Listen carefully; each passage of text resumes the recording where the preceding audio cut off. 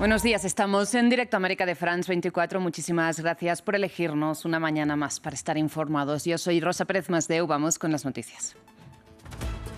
El presidente ucraniano Volodymyr Zelensky denunció que el nuevo ataque ruso de esta noche, que mató a 3 personas, prueba que Rusia no quiere la paz. Mientras las negociaciones siguen adelante, Polonia desplegó aviones sobre su territorio ante la proximidad de los ataques. Donald Trump dice que sería inteligente que Nicolás Maduro abandonara el poder. El presidente venezolano pide a su homólogo estadounidense centrarse en sus asuntos internos, mientras el Pentágono anunció que mató a otra persona en un nuevo ataque contra una lancha en el Pacífico. En Francia, el Parlamento vota este martes una ley para prorrogar el presupuesto del Estado de 2025 hasta el mes de enero. El Gobierno aplazaría así la discusión parlamentaria sobre cómo gestionar las finanzas del Estado, una división que ha tumbado a 2 primeros ministros en un año.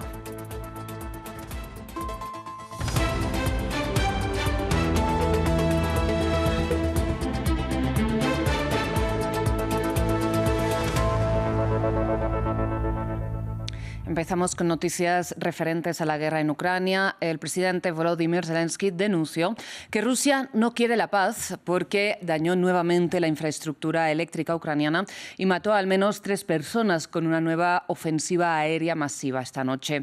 Los ataques llegaron hasta el extremo occidental del país, por lo que Polonia, miembro de la OTAN, recordemos, desplegó aviones de combate con sus aliados para proteger su territorio. Moscú, por otro lado, acusa a Kiev de atacar instalaciones petroleras. Desde la capital ucraniana, Emanuel Chas nos amplía. Aquí en Ucrania, esta nueva ofensiva rusa a gran escala con drones y misiles no sorprendió a nadie. Hace poco, Volodymyr Zelensky advirtió que Rusia volvería a atacar durante las fiestas de Navidad, y tras estos ataques que afectaron a Kiev y también a una docena de otras regiones, principalmente en el oeste del país, millones de personas quedaron hoy sin electricidad. Aquí en Kharkiv, en el nordeste del país, el ataque nocturno duró cerca de 10 horas y la mañana estuvo marcada por nuevas alertas. Estos bombardeos se sumaron a la campaña devastadora llevada a cabo por Rusia desde el otoño contra las infraestructuras energéticas del país. Estas resultaron dañadas o totalmente destruidas, lo que forzó a toda la población a vivir al ritmo de los cortes de electricidad, de calefacción o también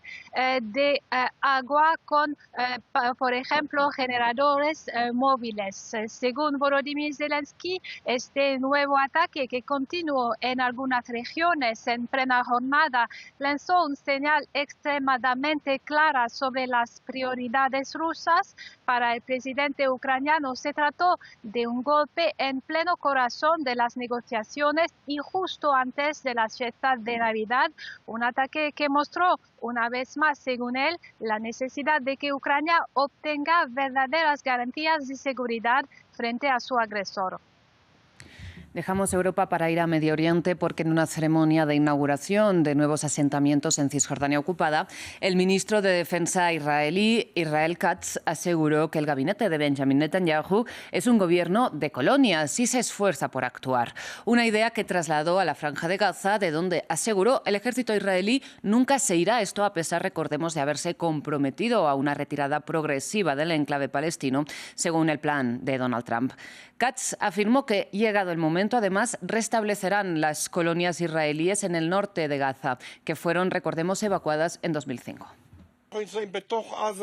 Estamos en la Franja de Gaza y nunca la abandonaremos. Estamos allí para defender, para prevenir lo que sucedió. Nos mantenemos firmes, como hemos dicho, confiamos en la roca de Israel y en el ejército para defender a Israel en una feroz batalla entre enemigos y yihadistas de este tipo y enemigos israelíes de este tipo. Con el tiempo también en el norte de Gaza construiremos una unidad militar civil en lugar de los asentamientos que fueron desmantelados y lo haremos de la manera correcta, en el momento oportuno. Algunos protestan por ello y eso está bien, pero somos ministros y necesitamos que sea oficial.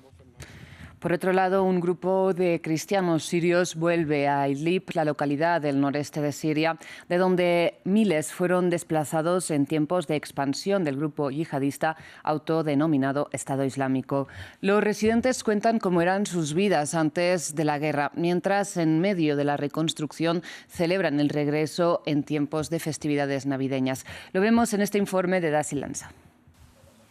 Más de una década después de huir del Estado Islámico, un pequeño grupo de cristianos regresó a la devastada aldea de Al-Ghazanie, en la zona rural de Idlib, en el noroeste de Siria.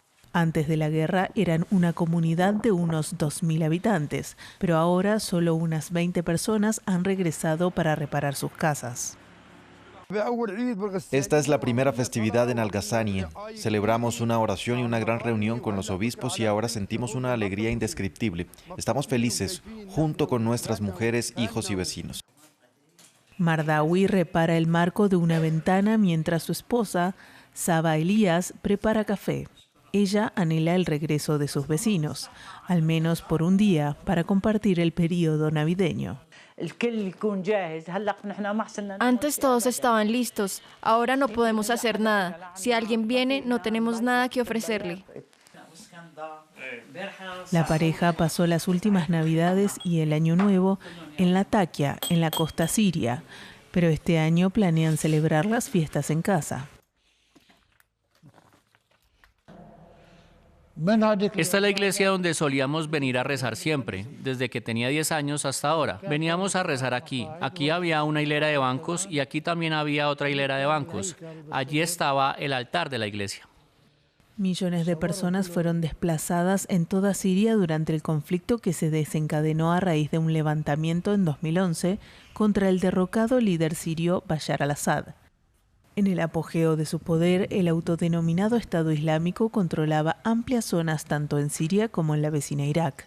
Los cristianos constituían alrededor del 10% de la población siria antes de la guerra, de 22 millones de habitantes, pero su número se redujo durante el conflicto principalmente por la emigración. Se estima que en la actualidad solo unos pocos cientos de miles permanecen en Siria. Cambiamos de tema, pero seguimos en Asia. Hablamos del conflicto entre Tailandia y Camboya. Si ayer les informábamos de que Bangkok confirmó una reunión para intentar reconducir la tregua con Phnom Penh el miércoles, ahora es incierto si Camboya acudirá al encuentro. Y es que las autoridades camboyanas pidieron que la cita fuera en un lugar neutral, como en Malasia, y no en Tailandia, tal y como correspondería, según el sistema de alternancia del Comité General Fronterizo convenido entre ambos países en guerra. Sin embargo, Tailandia rechazó la petición y aseguró que su provincia de Chanthaburi es un lugar seguro. Vamos a Estados Unidos porque después de anunciar la construcción de grandes buques de guerra con su nombre, en la rueda de prensa que convocó este lunes en Miami, Donald Trump también afirmó que sería inteligente que Nicolás Maduro abandonara el poder y que Estados Unidos se va a quedar con el petróleo incautado. Bien, el Kremlin ya ha compartido su preocupación a la Casa Blanca con sus crecientes amenazas a Venezuela. Estados Unidos redobla el pulso contra Venezuela. El presidente Donald Trump confirmó a la prensa su intención de conservar o vender el petróleo incautado a buques venezolanos en aguas internacionales, luego de que la Casa Blanca sancionó los barcos de este tipo que salgan de las costas del país sudamericano, en un nuevo intento de presionar al gobierno de Nicolás Maduro. Quizás lo vendamos, quizás lo conservemos, quizás lo usemos para las reservas estratégicas. También conservaremos los barcos. En Caracas, personas se manifestaron en apoyo al gobierno de Maduro y en contra de la confiscación de los buques por parte de la Casa Blanca, una medida que, de sostenerse, presionará la ya afectada economía venezolana, que tiene al petróleo como uno de sus pilares. En paralelo, el Parlamento venezolano aprobó en primera instancia una ley que busca garantizar la navegación y el comercio de mercancías protegidas por tratados internacionales. Que cada quien atienda a su país y, de verdad, si vuelvo a hablar con él, se lo voy a decir, que cada quien atienda sus asuntos internos.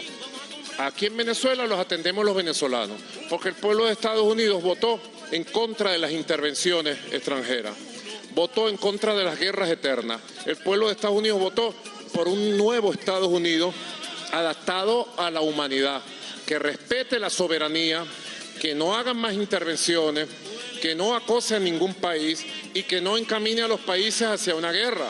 Desde el Palacio de Miraflores acusan a Donald Trump de querer aplicar un cambio de régimen en Venezuela y de querer apoderarse de los recursos energéticos de este país.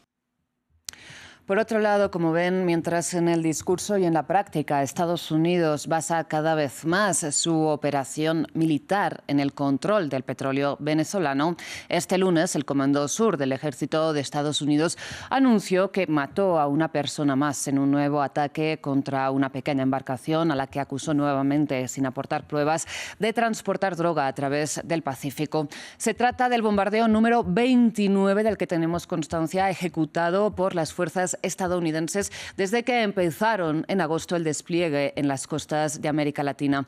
Una operación en la que han causado ya más de 100 víctimas mortales en ejecuciones extrajudiciales. En otras noticias de Estados Unidos, el Departamento de Justicia sigue con la entrega por fascículos de los documentos de Epstein. Este martes publica en su página web nuevos archivos de agosto de 2019, el mes en que el agresor sexual se suicidó en la cárcel, según la contestada versión oficial. Un ritmo de publicaciones que, advierten los demócratas, incumple la ley bipartidista aprobada en noviembre que daba a la fiscal general, a Pam Bondi, hasta el pasado viernes para liberar todos los archivos. Sin embargo, la administración republicana justifica este retraso por la necesidad, dice, de proteger la identidad de las víctimas, un motivo con el que alegó el hecho de que publicó, luego retiró, luego volvió a publicar, recordemos, una nueva fotografía de Donald Trump rodeado de chicas. Bien, aquí en France 24 les iremos informando de los detalles que vayamos conociendo este martes de estos nuevos documentos.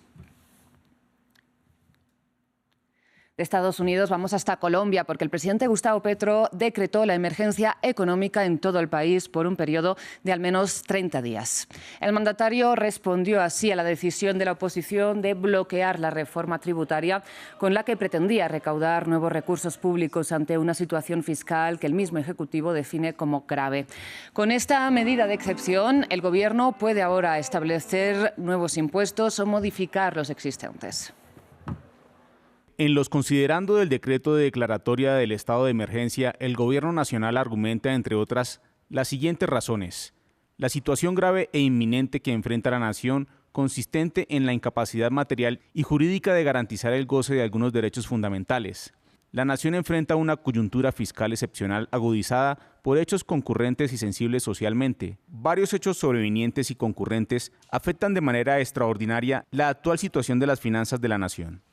Hablamos ahora de Francia, otro país donde el importante déficit fiscal, el más alto en particular de la eurozona, marca la política parlamentaria, un país que sigue hasta ahora sin presupuesto del Estado para 2026. Bien, este martes, ante este panorama, la Asamblea Nacional y el Senado deben votar una ley especial para evitar un cierre gubernamental y seguir pagando a los trabajadores y los servicios públicos. Sin embargo, la medida aplaza, pero no resuelve la división política francesa sobre cómo enfocar la política económica, una división que, recordemos, ha tumbado a 2 primeros ministros en el último año.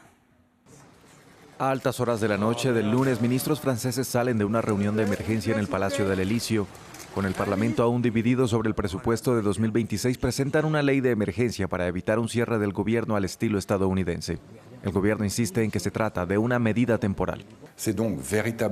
Realmente es un servicio mínimo que ahorra tiempo y nos permite continuar. Debemos hacerlo mejor, debemos hacer más. Es esencial que Francia tenga un presupuesto en 2026 con un déficit para todas las administraciones públicas inferior al 5%.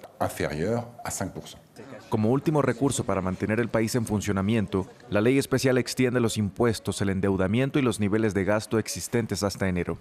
Con esta ley, el Poder Ejecutivo quiere dar al Parlamento francés otra oportunidad para construir una mayoría en torno a la ley de finanzas.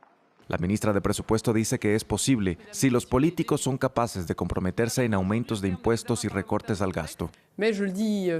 Digo esta noche con gran claridad y convicción que el compromiso está al alcance. Esta ley especial nos da unos días para poder tener realmente un presupuesto a tiempo. Si el bloqueo entre los legisladores continúa, el primer ministro Sébastien Lecornu afrontaría presión para aprobar el presupuesto por la fuerza sin un voto en el Parlamento. Hacerlo probablemente desencadenaría una moción de censura contra su gobierno. Francia se enfrenta actualmente a una crisis de deuda con el mayor déficit presupuestario de la zona euro. El país está atrayendo el escrutinio de inversores y agencias de calificación financiera. Hasta aquí esta edición informativa. Enseguida regresamos con más.